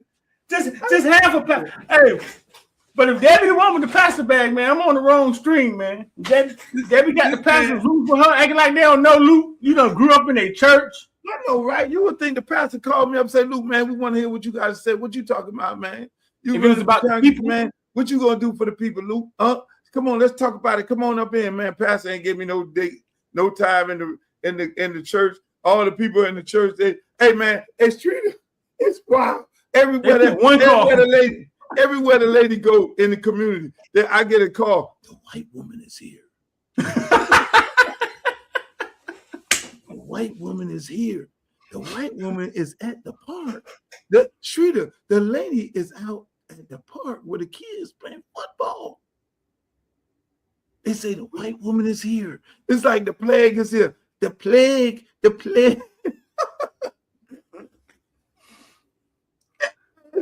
like the white woman is here. The gentrifier is here. The slumlord is here. Luke, listen, man, I'm your dog, man. Believe me, if she ever call me, at least I'm gonna tell you, okay? I'm gonna be like, hey, Luke, hey, I'm your dog and all, but that 100,000 look real good. At least call me. At least I'm gonna tell you. I ain't gonna just walk out on you. I'm gonna tell you. I ain't gonna just stop coming on the stream. I'm gonna tell you. Hey, listen. At least call me. At least. Yeah, you got the pastor bag. At least Pastor Streeter. Call me. At least call me. I'm gonna call you, dog. I'm gonna call you. When you see me start church video, you don't know what time it is. This is why I'm voting. That's exactly. I'm borderline, don't want to vote neither. But that's why I'm running for you to vote for me. Because I'm not the crook. They are. You got experience? No, I don't have experience being a politician. A politician spells crook. So I don't have experience being a crook. No, I don't have experience lying to people because I will not lie to people. All y'all crooks. Hey, he said the Spurs are young. The Spurs are a better team, just too young to keep the lead. How can you say how can you say the Spurs are a better team? But the man just explained to you that 3 of the players won a national championship. That's called team.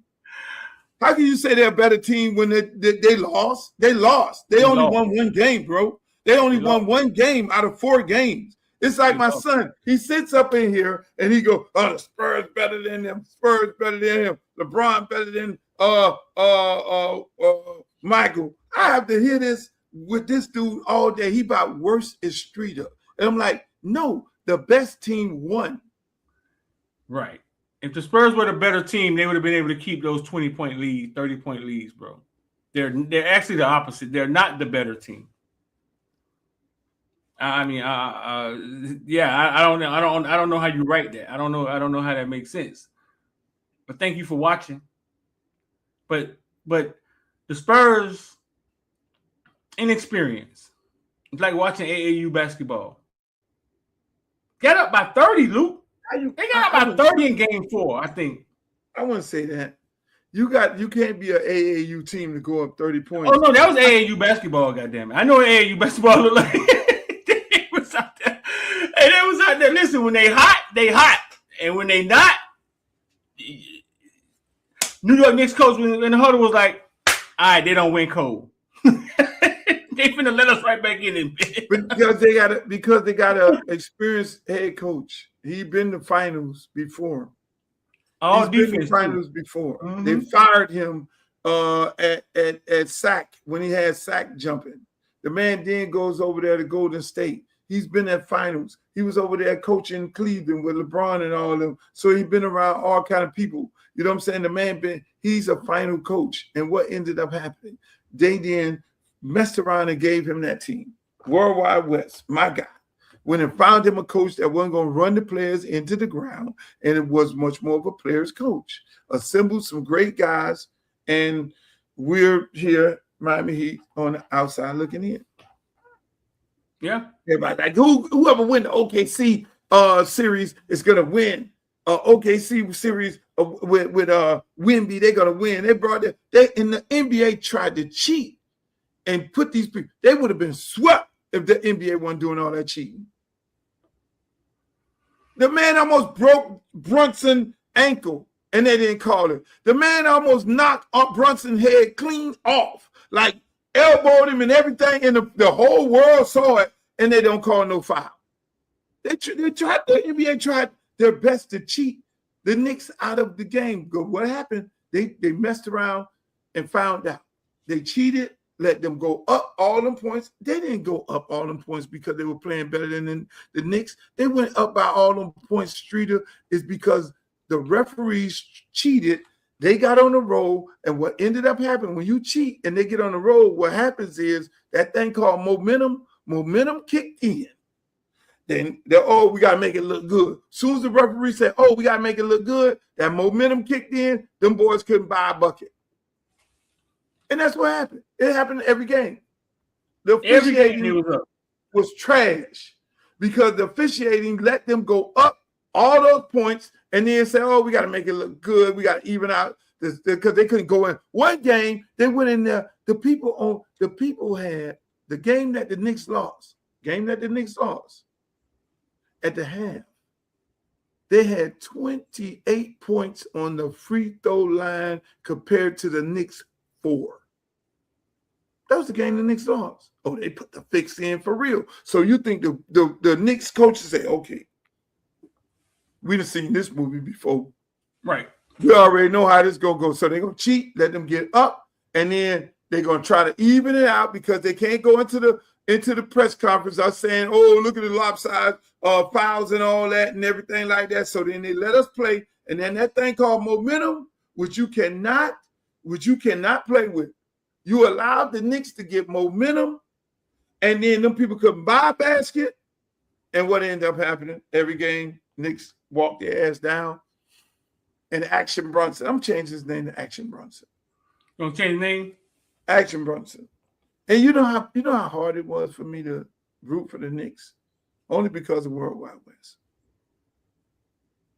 It was hard. Streeter, can you never saw this guy right here? Hold on. Look at it.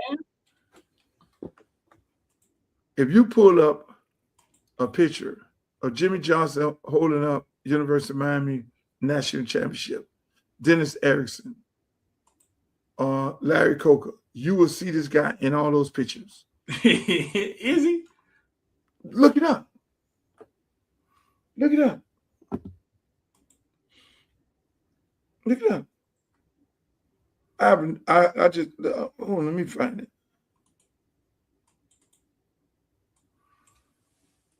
I met him twice last year.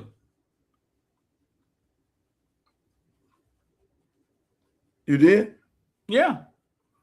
I saw him on the field. Well, I had met him already then. I saw him on the field at the Miami versus Ole Miss game in the playoff finals. I saw him when he came to see Edison play. Remember? Yeah, he was on the sideline. But I've heard the stories. I've known him. I've heard of the legend of Worldwide. Vanity Fair trying to get him to do an interview. That's who. Huh? Vanity Fair wanted to put him on the cover.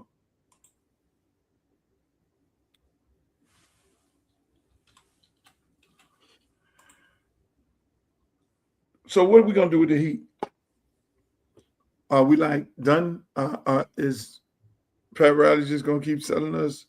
Or we? They call us the play-in Heat. They sell us Giannis every summer, don't they? We're the play-in Heat. Giannis coming. Giannis. Giannis coming every summer.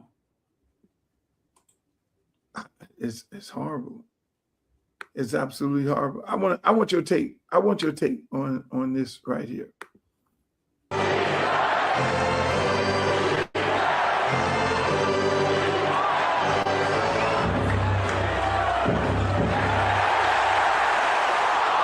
What is going on?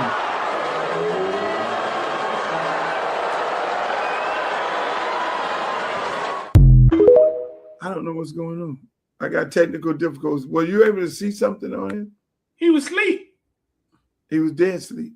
Yeah, he been asleep the last 2 weeks. Everywhere he went. So is that like a disease? Could you imagine if that was Obama? Could you imagine if that was Obama sleep everywhere he went? Well, he used to call Joe Biden Sleepy Joe. That's ironic, ain't it? That's irony. That's an irony word, right? It's ironic, right? The same man called a man Sleepy Joe. And what happened? He been asleep for 2 weeks. He been asleep everywhere they sent him. I never saw Joe Biden sleep. He been asleep everywhere. He sleep at UFC. He sleep at the NBA Finals. I saw him at Tootsie's the other night. He was asleep there. He be asleep everywhere you sent him. Hold on. Everywhere. Hold on. You saw Trump sleep. Trump. That's probably what it is. God just sent you a word. That's probably what it is. That was Trump. God. God just put the word drunk on your tongue. That was God. Don't tell me Pastor Street. That was Pastor Street. That was my Pastor Street right there. Trump been asleep for 2 weeks, bro. You don't like Trump? I thought he was something different. He was a breath of fresh air, man. But gas $5, man. I can't do this, man. So, family rich. I would say that you. So you one of the people that they say effed around and found out. You one of them guys. So you actually went and voted for Trump. No, I didn't vote for Trump. I didn't vote for Trump neither time. If you voted for Trump the second time, then listen, man. You can't talk your way out of this. If you voted for him the second time. So you voted. You can't talk your way out of this. Like ain't no.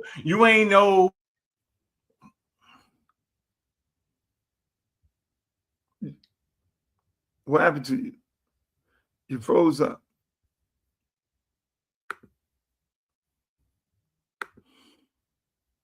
Streeter has frozen up, people. I don't know what happened to him.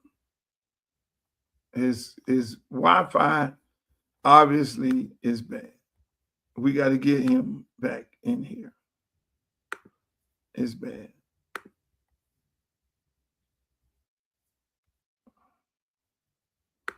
I don't understand what's going on with Streeter, people, but his Wi-Fi is bad. I'm just saying. They saw the man. Hopefully we're getting. Oh, you're back? You're back? I'm back, bro. There you go. Yeah, they saw the man try to overthrow the government and they voted for him the second time. They saw the people storm the Capitol and then you went in there and voted for him the second time. You can't talk your way out of that, Luke. But you kept saying, did you vote for Trump? No, I never voted for Trump. Not the first time, not the second time? I didn't vote for Trump the first time. By that time, I think we saw this wasn't you're fired, Trump. This wasn't Trump in the rap videos. I didn't vote for Trump either time. Hey, this wasn't the Trump that we thought was cool in the 80s. They said you lying. Look at the stream. He froze because he lying. Luke know me better than this. Luke... No, I asked you 5 times. Did you vote for Trump?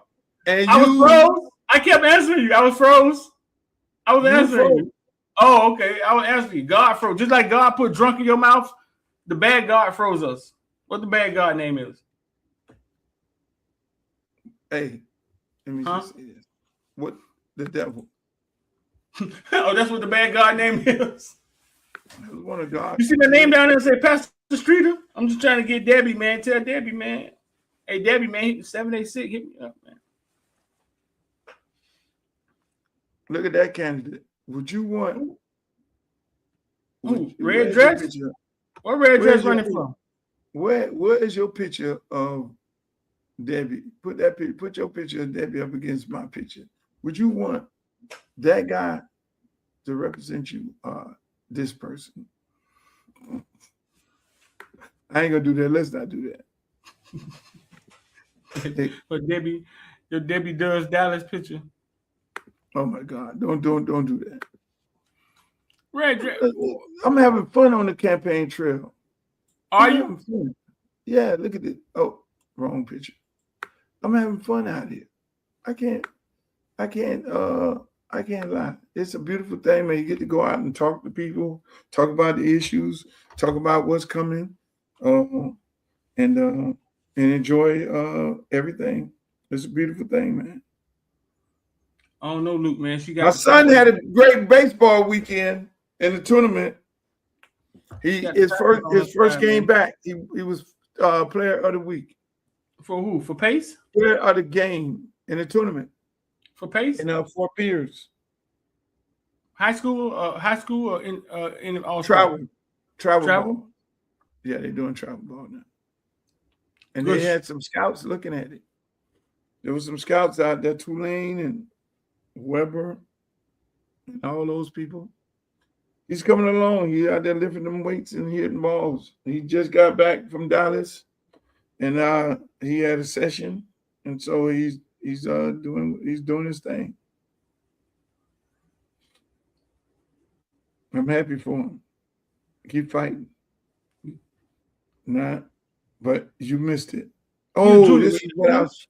Hold on, this is what I was trying to do. I was trying to bring up a picture. Of what? The picture? I was trying to bring up a picture. Since you normally be on point, but today you're not on point. So I have to do the work of getting the pictures. No, I don't want that.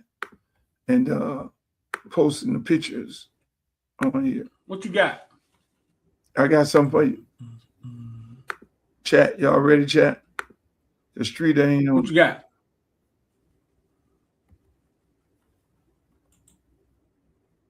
What the fuck? What? Why is that?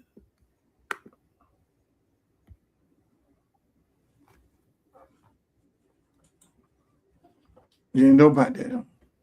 You didn't remember that. You didn't remember that picture. You didn't remember that picture. Jay-Z and World Wide West. This man be on every scene, don't he, man? I was trying to find a picture of West. World Wide West be on every scene. I was trying to find a picture of West at the At where? At the UM National Championship game. They're all over the place. But that's what it is, man. Hey, Streeter. What does he do, man? Tell people what does he do? Hey, he's the original Olivia Pope. But he runs the Knicks now. The original Olivia Pope. Yeah, he's the fixer. He makes shit happen. West makes everything happen.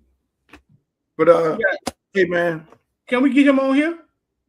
Yeah, I doubt it. Huh? No, I don't think we can get him. Why not? He'll come on there for 5 minutes. Luke, what's up?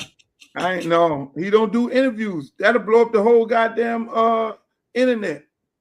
This man is the guy who nobody can find. Oh, so I've never seen him do a sit down with anybody. You're right about that. He doesn't do it. Huh? He won't do it. Yeah, I've never seen him do a sit down with anybody. But he came to Edison game. I saw him. That's my guy. He's my friend. He's gonna support me. That was my first time meeting him. And he remembered me when he saw me in Arizona. Yeah.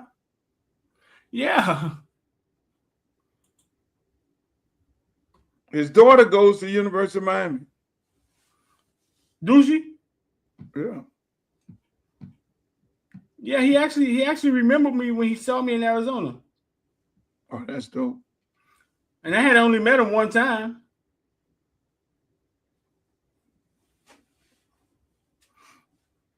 That's great. Hey, man.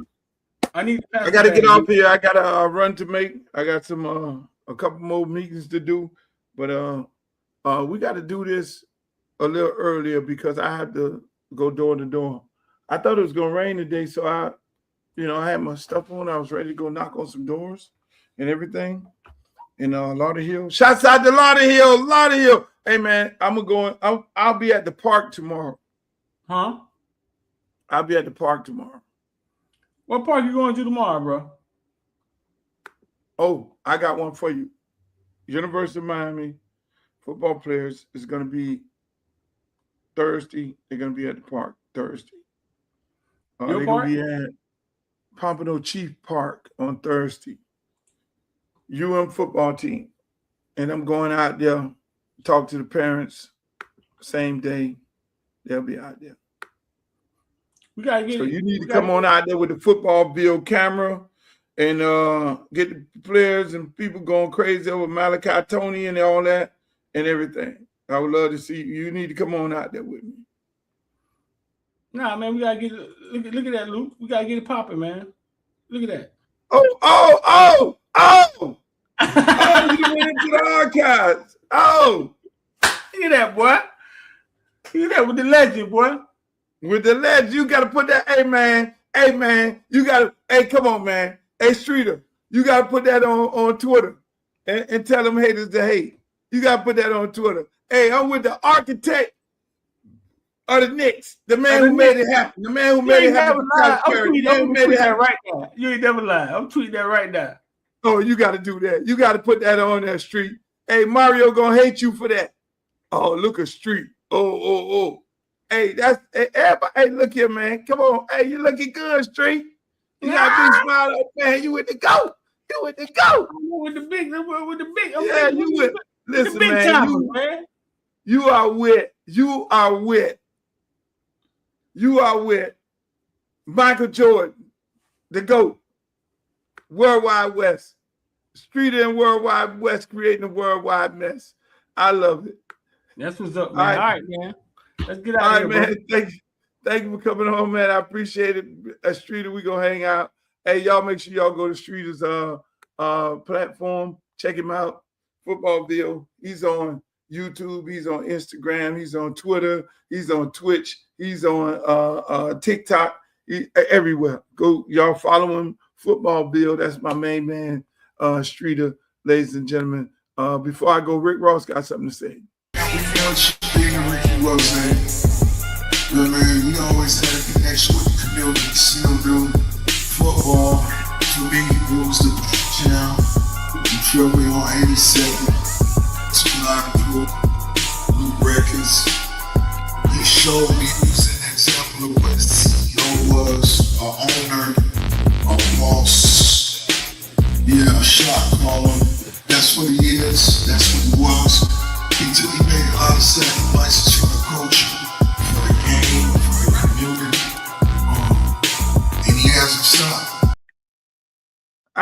I couldn't see the video, so maybe the video wasn't playing. It was playing, but again, ladies and gentlemen, I want to thank you guys for the show.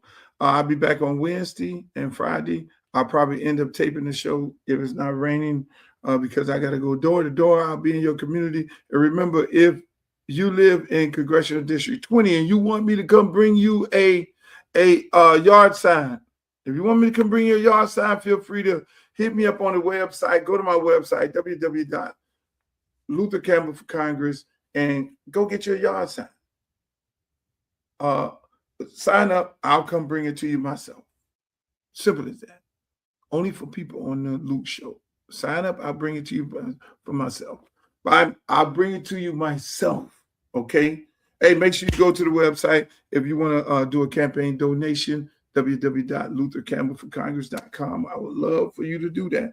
I'm fighting against a monster who has a lot of money. In order to win races, you need money to win races. So please go to my website and make a campaign donation, or you can join to be a volunteer. But until the next time, may the good news be yours. Peace. The next great congressman from the state of Florida, and his name will be Luther Campbell. I'm Civil Rights Attorney Ben Crump, often referred to as Black America's Attorney General. I grew up in Fort Lauderdale, Florida, went to high school at South Plantation High School. My dad still lives in Parkway. We want to make sure we have a strong advocate from our community who understands our culture to go fight for us in the United States Congress. So make sure you go vote for Uncle Luke Campbell for Congress on August 18th.